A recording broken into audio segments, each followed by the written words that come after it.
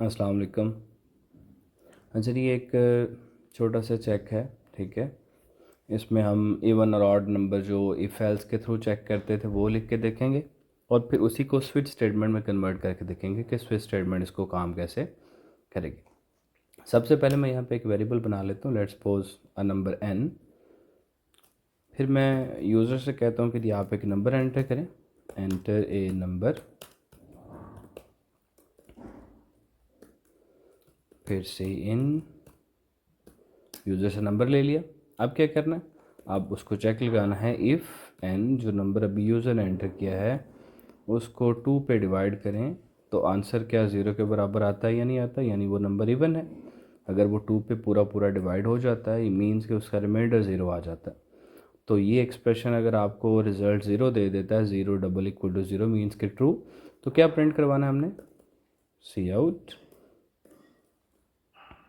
Even number. अगर ऐसा नहीं होता यानी वो रिज़ल्ट ये वाला जो है वो ट्रू की बजाय क्या आ जाता है, फॉल्स आ जाता है। फिर हमने क्या प्रिंट करवाना है, फिर हमने प्रिंट करवाना है सी आउट ऑड नंबर। इसको रन करते हैं एक दफ़ा। एक नंबर एंटर करें, हमने नंबर एंटर किया 8 इज़ अ इवन नंबर।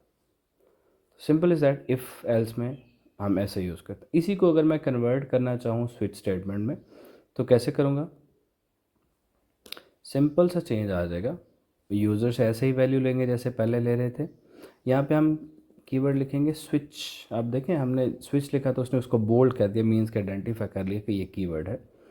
इसी में हम ये n पास कर देंगे जो वेरिएबल था।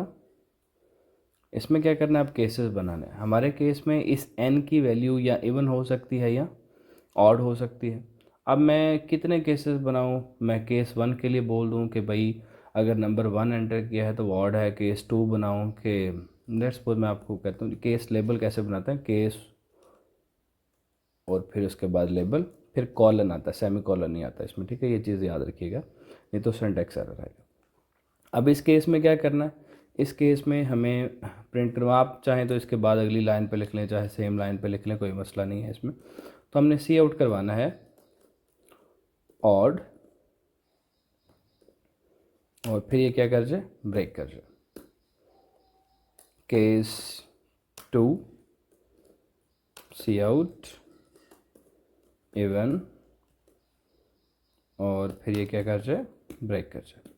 तो ऐसे तो हम चलते चलते कितने नंबर चेक कर सकते हैं, काफ़ी मतलब रेंज है पूरी रियल नंबर्स की। तो हम सारे चेक तो नहीं लगा सकते, यानी कितने केसेस बनाए, 1 के लिए वो ऑड कह दे, 2 के लिए 1 कह दे, 3 के लिए ऑड कह दे, 4 के लिए 1 कह दे। तो हम क्या कहते हैं, हम ये जो यहाँ पे एक्सप्रेशन दे रहे हैं ना, इस एक्सप्रेशन को चेक करेंगे। फॉर एग्जांपल मैं थोड़ा सा इसको मज़ीद सिंप्लीफाई करता हूँ। मैं कहता हूँ जी इंटीजर चेक, एक वेरिएबल बना लेते हैं चेक।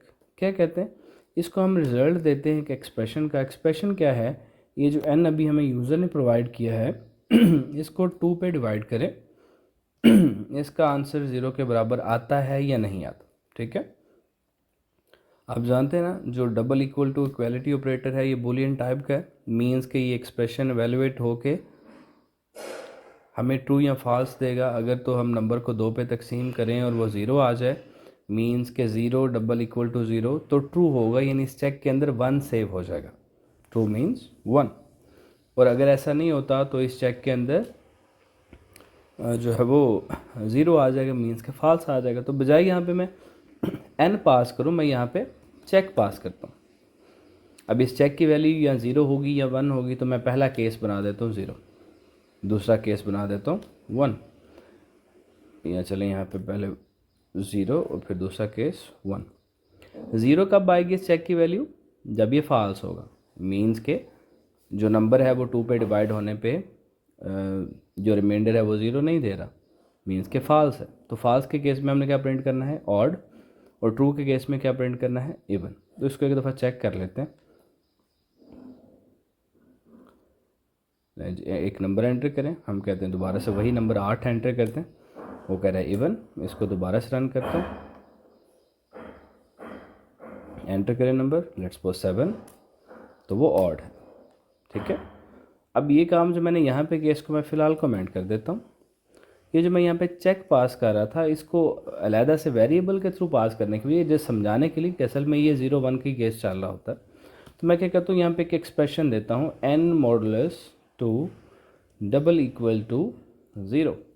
अब ये एक एक्सप्रेशन है, इस एक्सप्रेशन का एवेल्यूएट होकर रिजल्ट ट्रू या फाल्स यानी 0 या 1 ही आएगा। तो इसलिए मैंने केस 0 या 1 बना दिया। 0 के केस में वो कह रहा है कि भाई ऑड, और 1 के केस में कह रहा है इवन। इसको दोबारा से चेक करते हैं एक दफ़ा। लीजिए नंबर एंटर करें, नंबर है 4, 4 इज़ इवन। फिर से रन करते हैं इसे, नंबर एंटर करें, नंबर इज़ 3, 3 इज़ ऑड। इसी को छोटा सा अगर मैं चेंज कर दूं, फॉर एग्ज़ाम्पल मैं यहाँ पे ये ब्रेक ना लगाऊं, ठीक है, ये जो स्टेटमेंट्स हैं ये ना लिखूं, अब क्या होगा, इसको मैं दोबारा से एग्जीक्यूट करता हूँ। मैं कोई नंबर एंटर करता हूँ, लेट्स सपोज 3 इज़ ऑड। तो पहला केस मैच हो गया तो उसने दूसरा भी साथ एग्जीक्यूट कर दिया, इवन भी, यानी उसने ऑड प्रिंट किया तो साथ इवन भी प्रिंट कर दिया। हम ये नहीं चाहते कि ऐसा हो, तो इसलिए हम कहते हैं कि जहाँ पे हमारा मैचिंग केस आ जाए, जब उसने चेक कर लिया तो फिर उसके बाद उसको ब्रेक कर दे। अगर ये आप ब्रेक स्टेटमेंट नहीं लिखेंगे तो जहाँ पे भी आपका ये let's suppose first matching case था, इसके पास 10 और केसेस थे, तो आल्दो उनके केस लेबल्स मैच नहीं कर रहे लेकिन स्टिल वो सारे के सारे एग्जीक्यूट कर देगा। तो हम ये चाहते हैं कि यहाँ पे मैचिंग के बाद ये ब्रेक कर जाए, तो आपको ब्रेक स्टेटमेंट लिखना ज़रूरी है। फर्स्ट मैचिंग केस के बाद, यानी हो सकता है ये मैचिंग होता तो इसके बाद आने वाले जितने भी केसेस थे वो सारे के सारे एग्जीक्यूट हो जाते अगर ब्रेक स्टेटमेंट ना लिखी होती। मोरओवर डिफ़ॉल्ट स्टेटमेंट, डिफ़ॉल्ट हमारे केस में 0 1 के अलावा कुछ आ नहीं सकता, लेकिन स्टिल आप लिख सकते हैं सी आउट कि जी आपने एक इनवैलिड वैल्यू एंटर की है। इनमें से अगर कोई केस लेबल मैच नहीं होता तो फिर कौन सा मैच होगा, डिफ़ॉल्ट वाला। एंड अगेन डिफ़ॉल्ट की पोजीशन मैटर नहीं करती कि आपने कहाँ पे लिखा, आप चाहे तो केस 0 से ऊपर लिख लें, लाइक मैं इसको यहाँ से हटा के यहाँ पे लिख दूँ। एग्जीक्यूट सिर्फ ये तभी होगा जब कोई केस लेबल मैच नहीं करता। थैंक यू जी। अब अगली वीडियो में देखते हैं कि जी हम इसको मज़ीद एलेबोरेट करके एक एग्जांपल से कि कैसे देखा जा सकता है इसे।